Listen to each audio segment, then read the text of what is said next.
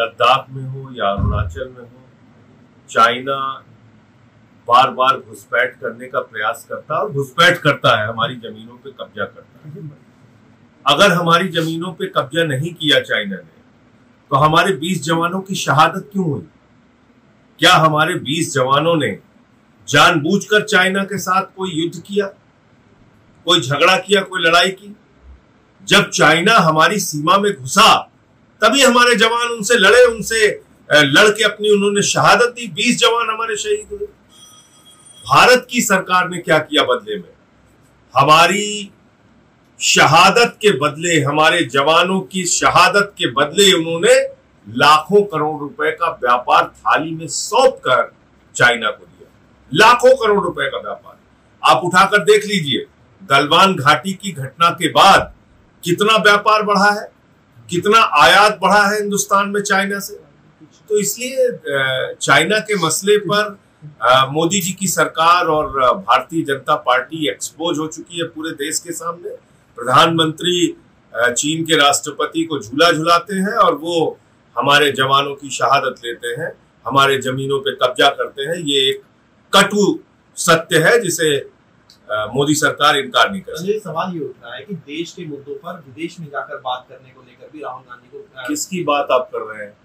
भारत के प्रधानमंत्री ने दक्षिण कोरिया में, आज भी उनका रिकॉर्ड है, आप देख लीजिए उनका वीडियो, कह रहे हैं 2014 के पहले भारत में लोग पैदा होते थे तो कहते थे किस मुल्क में पैदा हो गए, किस देश में पैदा हो गए, चलो छोड़ो भागो यहां से। ये भारत के प्रधानमंत्री का बयान है।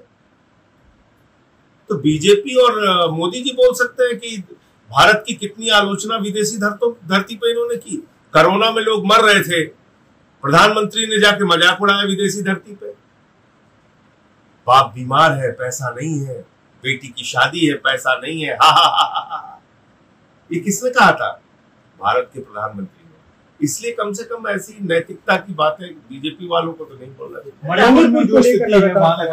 मणिपुर की स्थिति बहुत ही चिंताजनक है और हम सब लोग उससे बहुत चिंतित हैं। लेकिन भारत की सरकार और भारतीय जनता पार्टी, वहां के मुख्यमंत्री जब खुद हिंसा को बढ़ावा देने में लगे हुए हैं, नफरत को बढ़ावा देने में लगे हुए हैं, तो शांति कैसे आएगी? एक ऑडियो वीरेंद्र सिंह का सार्वजनिक हुआ है जिसमें वो कह रहे हैं कि गृह मंत्री से उनकी बात हुई और गृह मंत्री ने उनको कहा कि वीरेंद्र तुम बम मारता है, चुपके से मारा करो। जिस प्रदेश का मुख्यमंत्री चुपके से बम मारने में जुटा हुआ है, वहां शांति कैसे हो सकती है?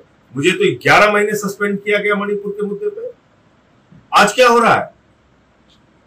1.5 साल के बाद भी मणिपुर में शांति नहीं है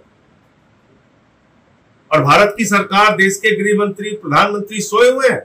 दुनिया भर के मुद्दों पर हमारे देश के प्रधानमंत्री बोलते हैं, पूरी भाजपा सड़क पे आ जाती है। मणिपुर के मुद्दे पे ये लोग खामोश क्यों है? क्या हिंसा के प्रति आपका दोहरा नजरिया रहेगा? बलात्कार के प्रति आपका दोहरा नजरिया रहेगा? दंगों के प्रति आपका दोहरा नजरिया रहेगा? आप बताइए ना, एक कारगिल योद्धा की पत्नी को निवस्त करके उसी मणिपुर में घुमाया गया, आप बताइए क्या कार्रवाई हुई? तो इसलिए मणिपुर जल रहा है और भारत की सरकार सो रही है। हरियाणा में सर बहुत सारे बीजेपी के जो नेता हैं वो छोड़ चुके हैं पार्टी। बहुत सारे लोग आम आदमी पार्टी में भी आ रहे हैं। कल आपने देखा होगा जिला परिषद के अध्यक्ष रह चुके सतीश यादव जी, उन्होंने पार्टी ज्वाइन की। सुनील राव जी ने, ये सारे लोग बीजेपी से ही आम आदमी पार्टी में आ रहे हैं और हम लोग मजबूती से चुनाव लड़ेंगे। आज मैं हरियाणा के प्रचार में जा रहा हूँ और आज से लेके और चुनाव होने तक प्रचार।